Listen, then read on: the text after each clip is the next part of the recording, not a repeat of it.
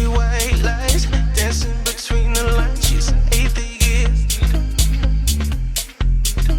Carousels in her mind, spinning all in her eyes. She's an atheist. Hello and welcome to the Digital Freethought Radio Hour on WOZO Radio 103.9 LPFM right here in Knoxville, Tennessee. We're recording this on Sunday morning, May 1st, 2022. I'm Larry Rhodes, or Doubter5, and as usual, we have our co-host Wombat on the line with us. Hello, Wombat. Hey, that sounds like me. That's right. Other guests today are Dread Pirate Higgs. Hello, all the way from Western Canada. John Richards from London, I believe, England. And George Brown, the second and a half from East Tennessee. Welcome all. Good morning. Digital Freethought Radio Hour is a talk radio show about atheism, free thought, rational thought, humanism, and the sciences. And conversely, we'll also talk about religion, religious faiths, gods, holy books, and superstition. And if you get the feeling that you're the only non-believer in town, you're just not. In Knoxville, a town in the middle of the Bible Belt, we have a group of over 1,000 of us. And we'll tell you more about that group after the mid-show break. Wombat, what's on our plate today? We're going to be talking about two things. One, how do atheists deal with temptation? And then the second one is, how good am I at disc golf? Can you guys believe it? I totally crushed it yesterday. I felt so happy. And modest. So modest. Yes. And then I think for a short period of time, we can also talk about why there's no pandas in the Bible, which I think could be a funny topic. Or kangaroos. Mm-hmm. But yeah, exactly. But before we jump into it, or noodly lords, right? We'll throw it up to our own Dread Pirate Higgs for our weekly invocation. Perfect. I've got my Princess Leia look. Nice. Yeah. God be me captain, I shall not want. He maketh me to float in salt waters. He steereth me through glassy seas. He filleth me bowl. He steereth me through the straits of noodliness, for goodness sake. Aye, though I sail through the heaving of tempestuous waters, I will fear not sinking, for thou art with me. Thy mast and thy rudder, they comfort me. Thou preparest a feast before me in the presence of me mates. Thou quenchest my thirst with grog. My goblet runneth over. Truly, pasta and grog shall abide with me all the days of me life, and I shall dwell in the galley of our quab forever. Amen. Dread, let's do a quick recap. How you been since last week, my friend? It's been a slow week. I think I might have mentioned at some point that I started wood turning. So I'm getting accustomed to using wood turning tools and the lathe and making stuff. And it's been great. I've transformed my greenhouse, which never grew anything, into a wood shop. So I've been cool. Busy doing that. Yeah. Let me throw this out at you. When have you gotten into dovetails yet? No, strictly wood turning at this point. I haven't gone into cabinetry yet. Yeah. So okay. Very, very cool. Very cool. Mm-hmm. I can't wait to see your handles or knobs. They're well-turned knobs. I appreciate it. Yeah, I want to see the highest quality wood knobs possible. Right. All right. Well, do you know what a sparkle is? No, no. Talk to me. Okay. Well, John Richards may be familiar with what the sparkle is, and it's a stick that has different designs on it, and it's used for mixing and stirring porridge. Very cool. Very cool. Very popular. George Brown, second and a half. Always want to catch up with you. How you been? I've been good. I've been engaging. Sometimes when I feel like the world is going out of control, I engage in some therapy, which I call repair therapy. Nice. And that means I fix something, and then I feel I've overcome the adversaries in my life. So what I repaired was this microphone. And it was, the boom on the microphone was flopping, and I didn't allow that. That was acceptable. So I repaired the microphone, the ball joint with little pieces of press apply labels. And it was the perfect repair. And now I'm listening to you on these earphones that were given to me by somebody who stole them from an airline.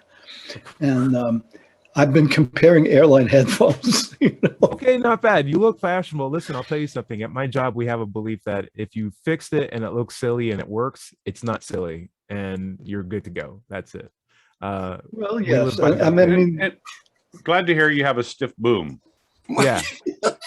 I was going to say, if you Dang it. asked me about your floppy boom, I would have suggested Viagra. There you go. Okay. All right. well, at my age, the boom does, you know, get a little floppy. we get it. John Richards, how you been? I'm sorry. Or John Richards, how have you been? Oh, right. Okay. Well, I've been up to my usual scheming tricks. In fact, earlier this week, they let Kent Hovind out of jail long enough to speak to me. Okay. And that was fun. And then I ripped it and chopped it and reassembled it with my actual comments in, because of course he doesn't let you speak. He actually knew Dwayne Gish and learned a lot from him about the Gish Gallop. So I did that, and I've been on another apologist website and YouTube channel, a chap called Brett Keane, who you may have heard of. He doesn't show himself on screen. He has this threatening image that he likes, because I think he's trying to be a sort of shock jock for Christianity. As anyway, take a look at They those. need more. You know, my thought process on Kevin Hovind, or truly a lot of like these guys, are I used to be a fan of like Animorphs, or like take it for Boudreaux, Star Wars, and you know a movie pretty well, but like that was like in my head like back in 2007 when I read my last Animorphs book or a Harry Potter book.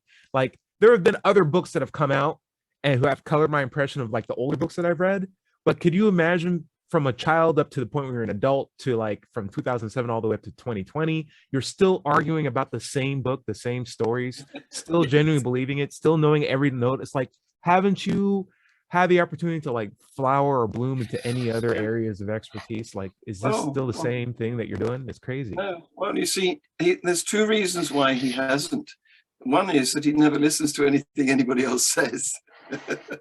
And the other is he's got a very vested interest in proposing, constantly making his same proposition go out there, because he earns his money by attracting an audience to his theme park, Dr. Dino, and other stuff that he manages to flog on the internet.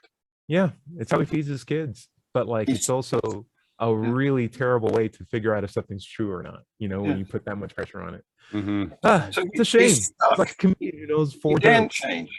He's got too much to lose. He daren't change. Yeah, but the thing is, even Jeff Foxworthy picked up some different sets and shows and stuff like that. He didn't just do redneck jokes his entire life. He's like, I'm not the redneck guy, guys. I'm smarter than an 8th grader. I did the Jeff Foxworthy show. I've diversified. How do I say it? Anyway, Larry Rhodes, love to hear from you. How you been? Oh, I've been fine. Not doing a whole lot other than working and playing games and watching TV and sleeping. You sound just like me. Welcome to being in your early 30s. Yeah, well, you do play. You do go outside and play. I did ride my motorcycle yesterday for about an hour. Nice. It was nice. Another thing about Dr. Dino, you know, he claims that he has a doctorate, but he got it from an internet diploma mill, and his thesis is literally online. You can go and read it, but it's a real nightmare. Just look for you know, Ken Hovind's thesis, and it'll come up. And one other thing that he did is, you know, why he went to jail for unpaid taxes and telling people that they can't pay, they don't need to pay taxes because they're being represented without, I mean, they're being taxed without representation and all that. And then his defense, when the IRS actually got him in front of him, his defense was, no, it didn't. Even though you could go online and find his material that he's selling a course on how you could do it. I mean, this is him. This is his mentality, that he can just deny anything or say anything, and he feels that it's covered the topic. Right. It's a very scary mentality to be like, I can deny reality on my terms whenever I want to, because I have the cheat code, because I know the programmer. You know, it's very bizarre. Yeah, it's the old. Anyway, It was fun, and it's had a lot of views in the last half a day, I can tell you. Okay, guys, we listened to all of your stories. Let me tell you about the greatest competitive match of disc golf of all time. Let me tell you, I've been in the disc golf league for the last 6 weeks. Yesterday was the last week of the league, that my first league being in there, and I had been consistently under par for the last 5 events. This 6th event, I'm nervous as hell because I want to do better. I want to have the best match. I'm out after work practicing every day, and I'm there the day before the event, and I'm just stressing out, and I'm just figuring out, like, none of my putts are lining up, none of my drives are coming off the right way, my forehands don't feel like they're connecting. I just need to really chill and calm down. So I went home, I pulled out all my holy books, and I looked at them and I threw them away because I don't need that stuff. And I was like, I'm going to win without God. I'm going to do this with me. I'm just going to do it me. I'm going to work my hardest, and I'm just going to figure this out and chill myself out. And I came up with 3 simple rules. 1, before I throw anything, I'm just going to do a couple of practice throws. Just make sure my body stays in line. I think that's a practical way. 2, I'm always going to stay positive. And 3, if I mess up, I'm going to laugh at it because I don't want to put myself in a bad funk for the rest of the match. So I go up on the very first tee on the very first round. I'm in the chase card, which is like, there's a leader card, which is the top 4, and then the chase card, which is, hey, you're still playing today. You're still in the running. You might win. And I'm like, oh, chase card. I've never been a chase card before. That's awesome. So I'm at least top 4 if I can finish really well. First throw I do, perfect drive line with a zone, which for disc golfers, it's a very overstable putter. Goes right into the basket, hole in one, first shot on the last day of the league. That's my very first shot. I start the round 2 under, and I ride it all the way to win the card eventually. I won the chase card. I got 4th. I got a medallion. And I'm freaking out. It was some of the best performance. I did 3 times better than I did any other day in any of those competitive leagues altogether. I was just really happy with the performance. And the good thing is, I didn't have to myself out. Exactly. I was like, thank God I didn't. Thank God. I did it. One for the atheists. And let me tell you, there's a lot of Christians in disc golf. Everyone's name like shows Joseph or Isaac or Isaiah, and you're just like, I got you all. Tyrone got you all. Yay. All right. So that was my weekend. Listen, I also got a really good email yesterday too, and I want to share it with you guys and probably bring it up as a topic of conversation for today. The email comes from a guy named Chucky Ellison. He says, "Hi Tyrone, I'm Chucky. I hope this email still works." It does. I've been watching your videos since 2018 and always enjoyed your style. I've been a big fan of SE since 2017, and I recently became involved in the SE community myself. He goes on to talk about his experience as being a Christian, and how he thinks it's a good way to just facilitate conversations, and he invites me on his show that he's planning on having.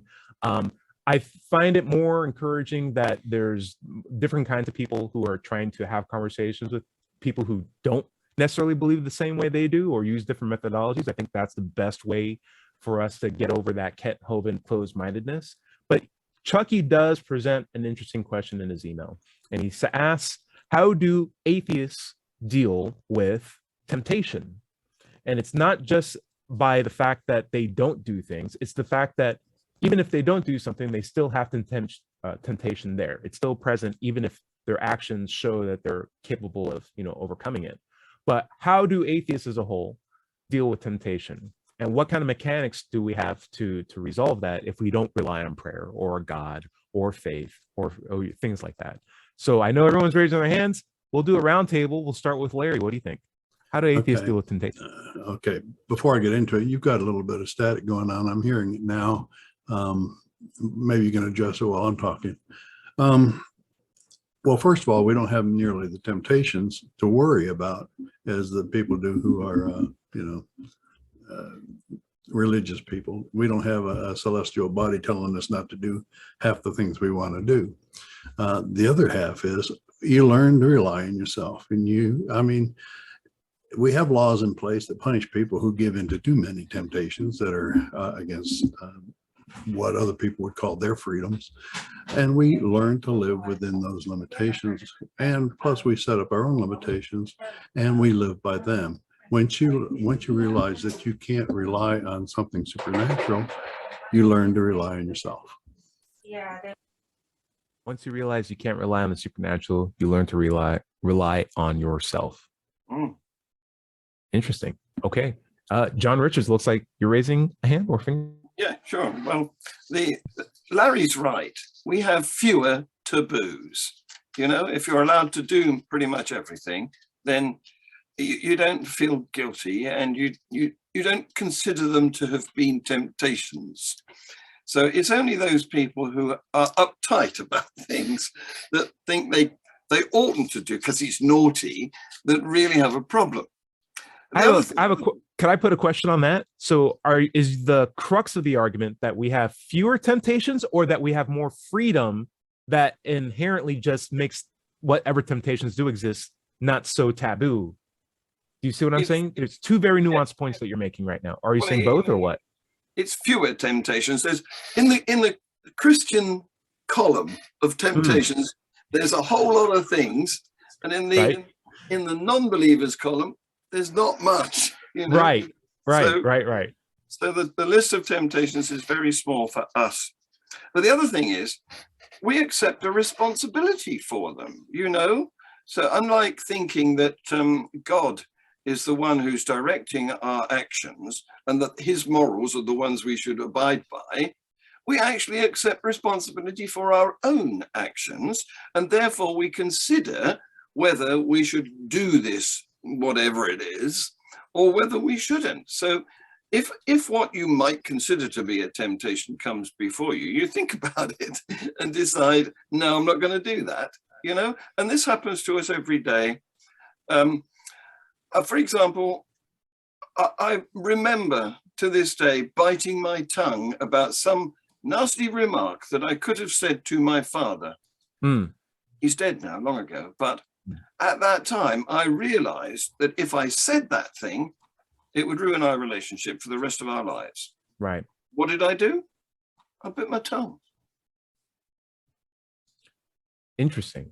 You know, I once went to KFC last weekend, actually, and I asked, could I have a 5-piece chicken? And they're like, we don't sell 5 pieces of chicken. We sell them in 2, 3, 4, or 6. And I was like, so you sell 2 and 3 pieces of chicken, right? Yes. And there was a moment where nothing was connecting, and I was like, I'm also gonna bite my tongue, and I'll just get the 6-piece. So whatever. It's all good. Anyway, Dread, that's a true story. That's an awesome story. Yeah. So right off the bat, I have a problem with the word temptation, because in my mind, temptation is an externalization of an interior impulse. You know, David Hume said that reason is the slave to passion, but that's why we must exercise reason in order to overcome and challenge our own impulses, right? Temptation, of course, is the idea, you know, which is borne out by the Bible, that there's a Satan or some evil being that's manipulating humans, for which salvation is the only way around that. So recognizing that temptations are nothing but interior impulses is probably the most important step, because people, you know, often say, well, I couldn't avoid the temptation. Yes, you can, because it's an impulse. Yes, it's all happening in here, not out there. Dread, I love that, because that was going to be my thing. I was going to say, once you recognize the source of temptation, it becomes a lot easier to control. And that's how we manage it, because we don't subscribe it to a supernatural entity. We don't think it's demons. We don't think it's Satan, you know, trying to communicate or pull our strings in any way. We know it comes from us. Right. And once you kind of discipline that voice in your head, or once you take control of that part of you, and you manage your impulses, or you try to, you know, strengthen your inhibitions so that you don't think about the things that tempt you, and then you realize the greater benefits of, like, long-term benefits. For example, there is a really great test that's given to kids who are like 3 to 7 years old. I don't know if they do this in England. It's called the Paget test, but they'll give kids like one marshmallow, and they say, hey, you can eat this marshmallow right now, Or Yes. 5 minutes from now, I'll give you 5 marshmallows. Right. And at 3 years old, they will eat that marshmallow right there. It's gone. And then they'll walk out the room because they don't think long term. But as they get to like 7 years old or like second grade, third grade, they're like, oh, 5 minutes, I get 5 marshmallows. That's way more than that. I'll wait 5 minutes. And they'll sit there in front of that one marshmallow. They'll Yes. wait out the time. And then afterwards, they get 5 marshmallows. And they're so happy because they were able to pace out. They were Yeah. able to exercise inhibitions because they were rationalizing the long-term benefits of waiting. With temptation, it's the similar thing. I want to go out and eat candy right now, but I know that's not good for my heart. So I get grapes instead because I know that's just as sweet, but it will help me long-term as well. And I found that to be a better median. Instead of getting a bunch of jelly beans, I can get grapes instead. Has the same texture, has the same feel, but far more healthy. And I can eat them in better in moderation. I get fuller faster. From my diet to the way how I treat people to how I order chicken at KFC, I'm just making sure I'm not burning any bridges, and I'm biting my tongue, or I'm managing my indulgences, and I'm making sure that, you know, I understand where the temptation is coming from. It's me. I need to change my behavior. I'm taking accountability for it, and I'm hopefully moving forward with the best options or the best methods to reduce temptations here and in the future. Yeah. That's my thought. Exactly. It's all about responsibility. It's Yes. all about looking at your body and thinking, who made it this fat? Hang on a minute. Who was it who was forcing food into this mouth? That was me. Yeah, that was me. A while back ago. Yeah. But you know, along with that, and Dred, oh, go ahead, Dred. I talked enough. I was just going to say that what's his name? Daniel Kahneman, his book Thinking Fast and Slow, again relates to the impulse mind and the reasoned mind. It's a great read. He won a Nobel Prize for economics in essentially what was a psychology book. So definitely a good read, but it really points out in the two main forms of thought that we have, and that's the impulse thought and the reason thought. I also think John Richards was in a really interesting line of thought when he was talking about the freedom of realizing you can do whatever you want, because sort of the carrot and stick that comes with religion is that if you do this, you're going to get punished for it by a supernatural being that'll see every thought that you have, control, and get you back with karma or some sort of cosmic justice in some form. It's Burning fear. in hell. Yes. Exactly. And fear is always never a good motivator for moral behavior. It's essentially the same analogy I threw out, where if you shine a light on a cockroach, it'll run away from the light, but it's not doing a moral action. So like when it's not a test of its character to run away from the light, it's trying to survive. So once that stimulus is gone, how is it going to behave after that fact? And that's temptation. It's like, what are you going to do when people aren't watching you? And when your only motivator to do good things is fear, what do you do when you know you aren't being watched anymore? Oh, what's up, John Richards? Go for it. Well, I've got a theory that goes a little bit further than that. It says that if you've been taught that a lot of things are naughty, you might actually want to do them more. And I've got, it would explain, for example, why in the Muslim world, because they are deprived of, normal sexual relations, or even, women that look attractive, and because they are deprived of alcohol, what does paradise promise them? Alcohol. 72 virgins and rivers of wine. Yeah, so as a sober asexual, there's not a lot of stuff in the afterlife for me, both in Muslims or in the Pacifarian universe. That said, the Pacifarian universe just seems like way more fun, because I don't want to be outnumbered by 72 people. But I'm sure there's probably some good disc golf courses in Pacifarian heaven. Like if I was going to subscribe, I'd probably pick that one. Hey, George, what's up? Well, nobody ever described anything, what these virgins really look like. And, just picture this. They're all like 85 years old. Start there. So my other thought process with that, and I know this is marginalizing because we don't really have a lot of Muslims on the show, but like the idea is the virgin status is inherently a temporary one, particularly if you're going to live with someone for forever, and if there was consent involved. Like you're going to run out of virgins eventually, and then you're just going to have 72 women around you like all the time. It's like, what's going on here? It's a category that will in itself be a non-sustainable resource. That's John? why we have a stripper factory. We just keep making them. Yep. Well, I like the idea of the virgin status being temporary because, of course, if you've got a floppy boom, it might be very, very transient. And for a lot of people, it only lasts 3 minutes anyway. There's the great callback. I love it. Larry, what do you got? Well, I have conversations on the internet all the time with believers, and the ones from Islam have told me that they were renewing virgins. They were renewing. Yes. There are born again versions. Yes. No, well, they're just renewing. I mean, they don't go away after you says it were.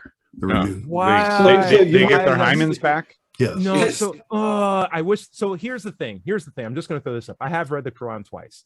That is not a passage in that book.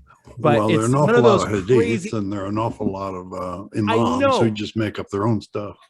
But it's just the sad part where it's like when people say, well, God knew how long the universe was. It was 14 billion years. He knew it wasn't 7 days. It's like, that's not in the Bible, though. The Bible literally in black and white says 7 days. Like, well, my pastor is like, you're just adding stuff. You're post hoc rationalizing an outdated textbook. And we can probably go into more on that, too, because there's a lot of stuff missing from the holy books, including kangaroos. And I want to talk about that more in the second half of the show. Larry, would you mind taking us out? No, not at all. Nice segue. Yep. Stay tuned right here for the second half of the Digital Freethought Radio Hour. We're on WOZO Radio, 103.9 LP FM here in Knoxville, Tennessee. And we'll be right back after this short break.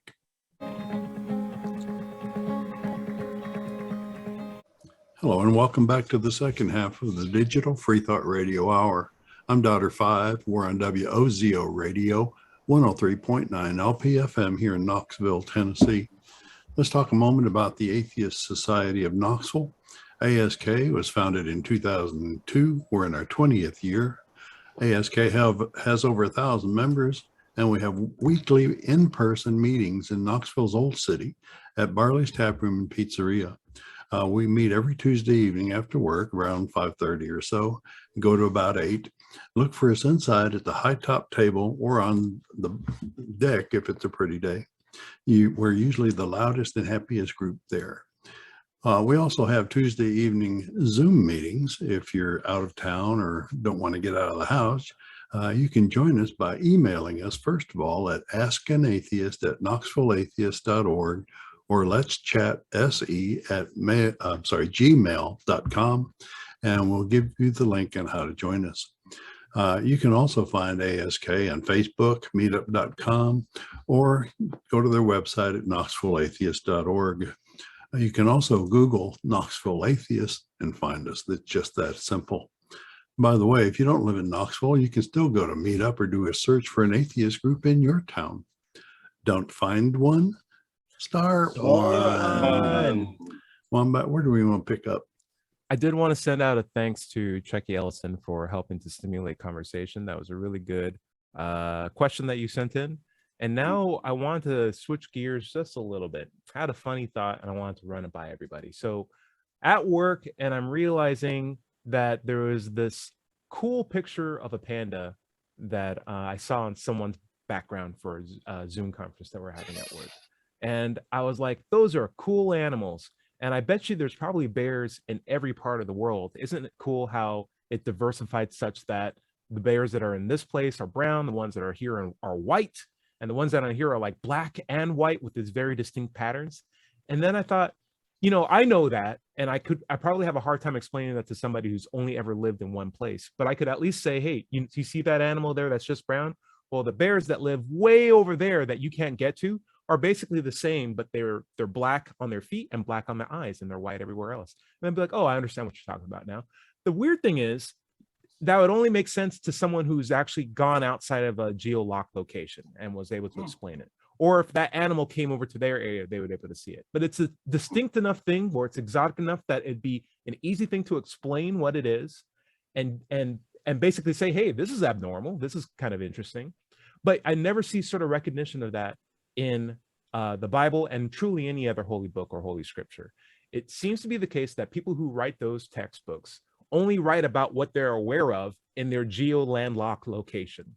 And so when you write in Mesopotamia Bronze Age, you don't talk about kangaroos, even though you could describe them as like really big rabbits with giant feet as big as a person and pouches and pushing gloves. Yeah. and pouches. And pouches. It's like, that's so bizarre. You never explain, like when you said all the animals lined up in front of Noah's Ark, you didn't say, oh, and by the way, there was this one extra crazy animal that had like this, it was jumping around and had like a striped tail, and it looked like a monkey, but it wasn't a monkey. There was just so many crazy animals. The fact that we just take it for granted that, I think one of the things that we take for granted for Noah's Ark story is that, all the animals lined up and there were 2 by 2. It's like, yeah, but you're seeing every animal. Don't any of them stand out to you? Like, isn't that even more incredible? Like the diversification of life. And how do you, if you had made a single mention of one exotic animal in that list, something that wasn't in your geo-landlocked location, couldn't I as an atheist be persuaded by the fact that you're able to recognize something that you wouldn't have access to and say, that is definitive proof that something abnormal happened, other than just you stating something with such normalcy that I actually now am more unlikely to believe that you're actually seeing all the diversification of life. I feel like I am talking a lot about this. I can rant on this for days. Dread, do you have any similar ideas of like why pandas or kangaroos aren't talked about in the Bible or any other holy book? Well, it's clearly, just as you say, just a lack of exposure to those different animals. I take, for example, aphids, which for the great part of their lives go through a process called parthenogenesis, which they just make female, and they're all females. They're clones of the females, and they produce them off the cornicles at the hind end of their bodies, and are able to change into male at a point where sexual reproduction is necessary. But Noah would have no idea whether he was looking at a male aphid or a female aphid. It just wouldn't make any sense. Right. John, you got thoughts on this? Diversification of life as a biologist, it seems to be overlooked. Well, you're absolutely right. This is an indication of the geocentricity of a religion. Religions started in a place and spread like a bacterial culture. And so they bring with them the knowledge of that location. If you look at a map, there's a lovely map that shows a circle over part of Israel, which the idea is that all of the major Abrahamic religions originated within that 50-mile radius location. Yep. So they had very narrow horizons. They knew very little about what went on anywhere else. And this is true of a lot of religions. I mean, if you think of the early Egyptian religions, they had a god called Anubis with a head of a dog. Yes. And they had another one with the head of an eagle. I can't remember the name of that. A crane. One. Yeah. It was a hippopotamus god. That's right, because they were known about in that part of the world. Right. And if you go to India, of course, they've got an elephant-headed god, Ganesh. They've got it because it existed there. The Christians don't have it because there were no elephants in Jerusalem or wherever they began. And the fantastic point is, just to add to this, because I love it, because in Africa or in Egypt, there's the African elephant, and in India, there's the Indian elephant. And they both have elephants, but no one else has elephants. No one else talks about elephants in their religion. Yes, that's right. It's the same reason why the early name for the giraffe was the camel leopard, because if you haven't seen a giraffe before, you compared it to what you knew. Exactly. Right. And it's spotty like a leopard and shaped like a camel a bit. So this is all about discovering the diversity of life after you've invented your story for the origin of it, which is God done it, But what interests me is that in latter day Christian America, their book, which was forced onto a lot of secondary schools to teach creationism, was called Of Pandas and People. Yeah, isn't that bizarre? At the end of the day, it all circles back at each other. I just speaking of describing things, you know, I want to get everyone's opinion on this, but I have this weird little tangent. The etymology of the word orange comes after the fruit. The fruit came first, the color came second. But right. Orange from unanglicanized versions was originally yellow red or jello red, because we didn't have a word for the color in between. We just had yellow and red. We combined them and then eventually got something that sounded like orange, and we named the fruit after that. And then we had the color and we're like, let's just call it the fruit. There's a history to everything that we take for granted. And it's such a process of seeing humanity just desperately cling to things that they know about and make new concepts. And those become the new words that we use for things. And if you don't have those, if you take these blocks that we take for granted, you see that they're actually components of, you know, very fundamental building blocks. And when you look at religion, it's the exact same thing. You can trace it back to how. So what this I have a question, if I may interrupt here. Were there any mosquitoes on the ark? Or fleas, flies. They would just come along with it, I'm sure. Tapeworms. Ken Hovind What about venereal diseases? Viruses. I wanted to say that what this does is it illustrates the very fact that religions are all, parochial and not global, let alone universal, and having a big God that can explain everything. What it means is they're all villages. Right. Yeah. And the weird thing is that does make a lot more sense in the idea of, well, how do you fit all the animals on one boat? Well, I only know 20 different animals because there's only 20 different animals in my neighborhood.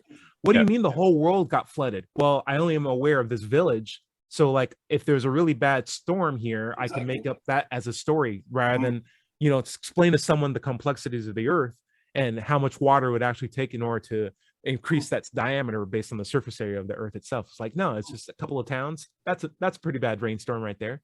The other thing that calls out is when you have people in China write about dragons and dragons existing, but no one else talking about dragons. You think if they existed, other people would talk about dragons. Or at the end of the Bible, when you have the 7-headed, 7-legged beings, no one else saw that. It's only that one dude who wrote that in the Revelations that saw it, and no one else saw it. There's no collaborative effort to like get these claims and verified, for sure. Yeah, verified. If you're reading the rantings of a schizophrenic.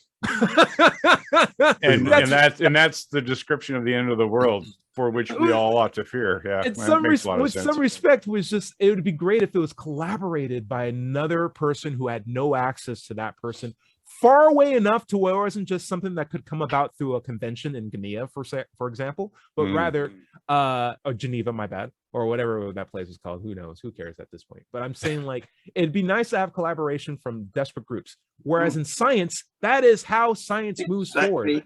It's how it works. Yeah. John Richards, you want to elaborate on that a little bit more? Because I was going to say, you talked about kangaroos, and I don't know much about the Aborigines religions, but I'm wondering if they had koalas and kangaroos, because they were isolated on what had by then become the largest island continent, which we have. Certainly the Maori were that way, right? Yeah. Their religion circled around what was local and common to them. And Aztecs had jaguar-based gods. They had human bodies and jaguar's head. Yep. Native Americans had ancestor worship, of course, but they had totem poles that had eagles on it, grizzly bears on it, frogs, beavers. There's just like, we picked what's around us. Buffalo. And I want to ask you this. What's the difference between a bison and a buffalo? Go for it. Just tell us. You can't wash your hands in the buffalo. Whoa. All right, just give me some time. I'll catch up. I'll try to find out what that means.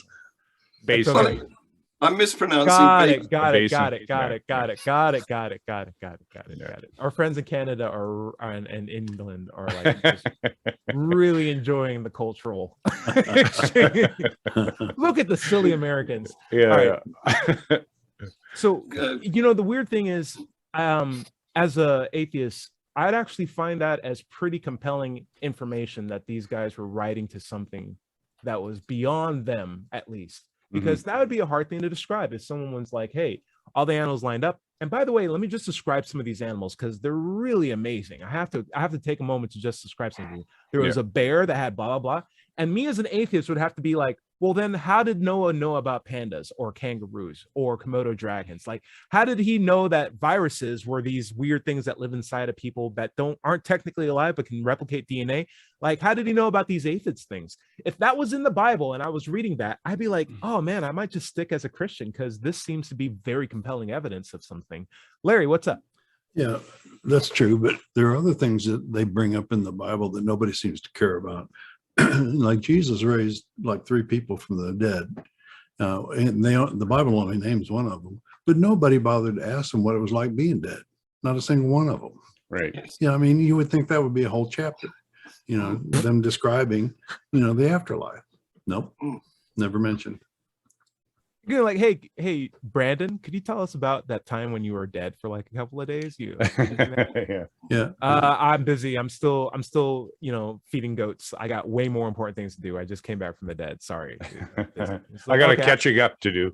I got that, Brandon. I'll catch up with you later. We'll come up with a writing system and record this down because this is an important story. It's like, yeah, it was great. I'll come back to you. After I'm done with the goats, I'll tell you all about the afterlife. It'll be great. That's not even counting all the people that came out of their graves during the resurrection and walked into town in Matthew. Sure.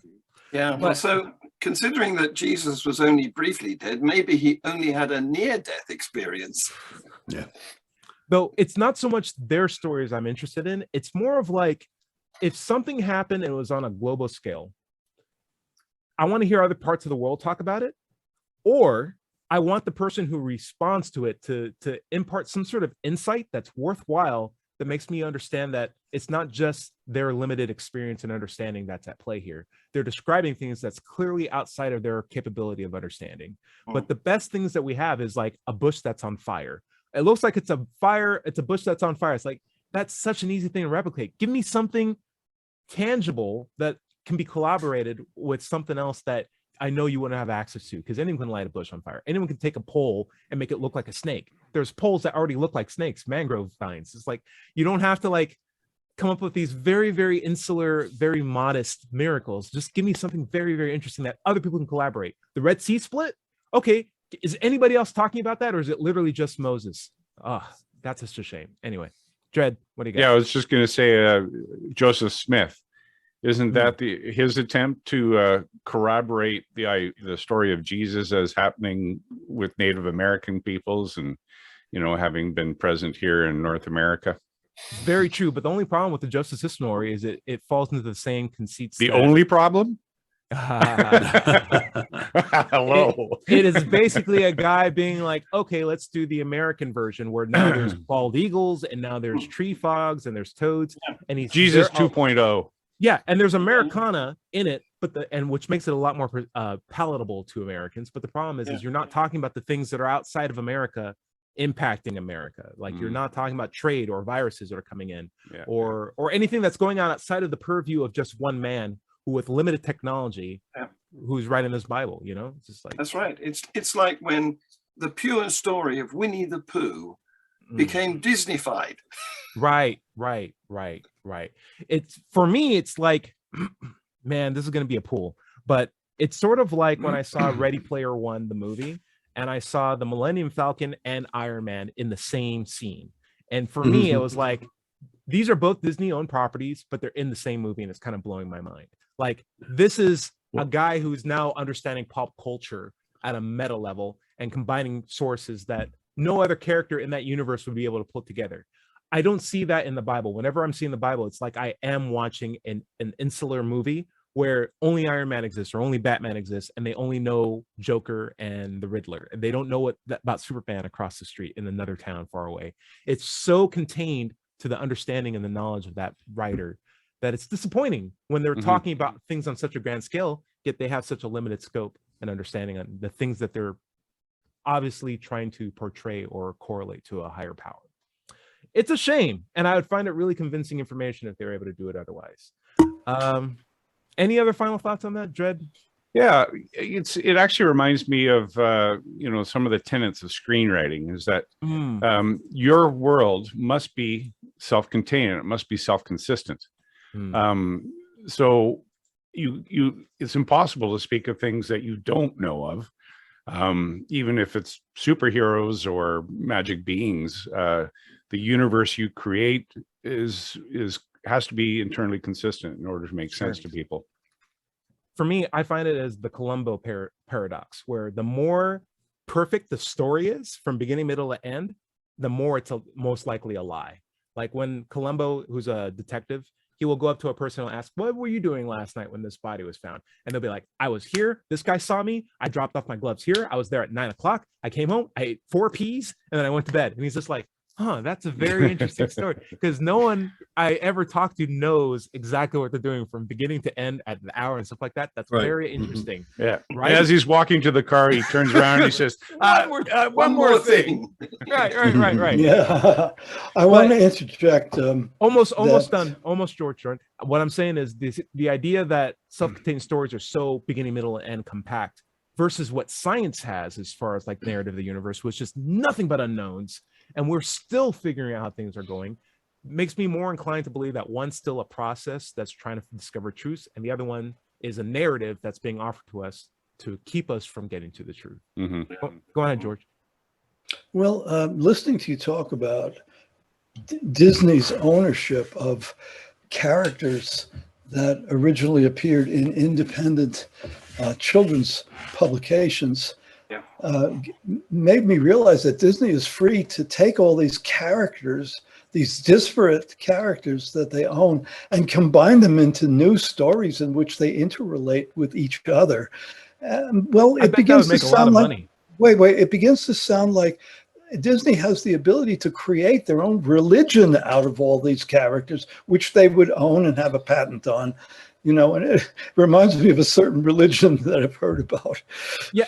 In my head, the MCU already is a religion. I just find it more entertaining by the fact that it's admittedly fiction. And I think that's the crux of it. So like, I'm totally fine if people are Thor fans, as long as it's the fictional Thor, John Richards, you got any final thoughts on this topic before we go into last words? Well, you're right. In that respect, there's a near religion of Star Trek, isn't there? They have conventions, dress up. Yeah. Cool. That was it. Larry Rhodes, final thoughts on this idea?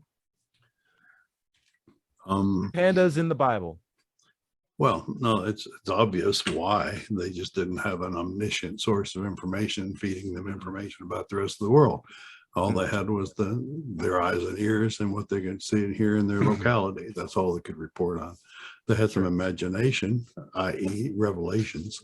But a lot of people I've talked to say that revelations are really just a lot of code for when they couldn't reveal what they were actually talking about, or the Romans would get them.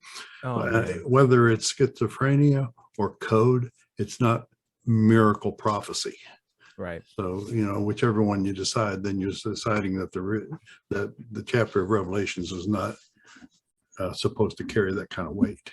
Yeah. So I've also thought about this is like, what is the reluctance of a all-powerful God that wants to have a relationship with us, with just giving us the objective, evidence that exists? Because the devil knows God exists, yet does not worship God. So like, it's not a question of whether or not God exists or not that'll incline you to worship, or a free will issue. It's just make yourself known, and then based on our free will or whatever you want to have it, we'll determine whether or not we're worth worship. We'll determine whether we worship you or not. But give us the opportunity to at least know definitively whether or not you exist. And I thought a good way to do that would just at least have a mention of a panda in the Bible, or a kangaroo. Then at least, or a kangaroo. At least then I'd be like, oh, this guy knows things that shouldn't be there at that time. That's very interesting. And then, it's a very bizarre thing, guys. We're at the end of the show. We're going to do some final plugs. Dread Pirate, anything you'd like to plug? Yeah, live streaming the show right now. I start at 7 a.m. Pacific Daylight Time. We got a couple folks on right now. Loma, hi, and Data's Trading Room, hey.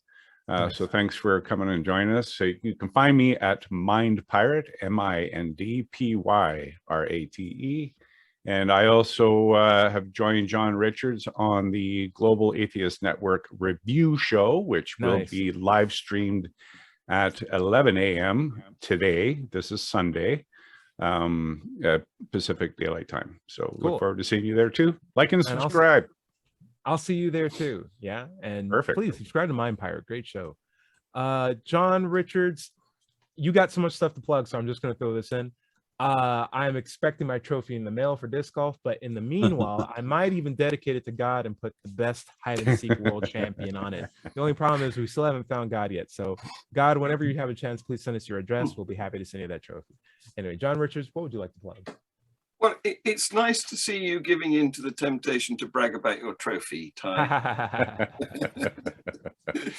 Well, yeah, I want to plug Global Atheist News, which you guys actually stream it live. I don't. I record it and I put it out later in the week when I think I need some more content, because I spread it out, make it look as though there's more happening continuously than a bunch of stuff and then nothing. So yeah, Freethought Productions, that's the place to go. It's a growing channel with more and more interesting stuff on it. And we're just about to have a makeover because Swedish Steve, has come up with all sorts of better backgrounds and intros and outros and music. And it's going to be fantastic. Cool. Nice. What a great guy. I'm Wonderful. hoping to be in my studio for today's show. Oh, Nice. great. Yeah, I'm going to finish setting that. So, And then also, John Richards, where are you going to be uploading, or have you already uploaded your Hovind conversation? The Hovind stuff is already uploaded. Yes. Nice. Wonderful. Cool. Larry Rhodes, listen, we've talked about atheism now between you and I. Feels like for 12 years now. I don't know. It's Long been time. a while. Long time. I still don't understand what atheism is and all it's all about. You got to get to the point. Can you just I don't know, figure out some way to put it in a book or something? Well, maybe I could put it in a book. Matter of fact, I have put it in a book. And you can find it on Amazon. It's called Atheism, What's It All About? And there's an image of it if you're looking at it just in YouTube. My other content, and matter of fact, most of the content in that book can be found at digitalfreethought.com. Be sure to click on the blog button for our radio show archives, atheist songs, and many articles on the subject of atheism. My YouTube channel can be found by searching for Doubter 5 or Larry Rhodes. You can find my book on Amazon, as we mentioned. If you're having trouble leaving religious beliefs behind, you can get help at recoveringfromreligion.org. You can find this show on Apple iTunes, Pocket Casts, Amazons, and on podcasts everywhere. Just search for Digital Freethought Radio Hour. Thank you for joining us. Remember, if you're watching this on YouTube, be sure to like and subscribe. Everybody is going to somebody else's hell.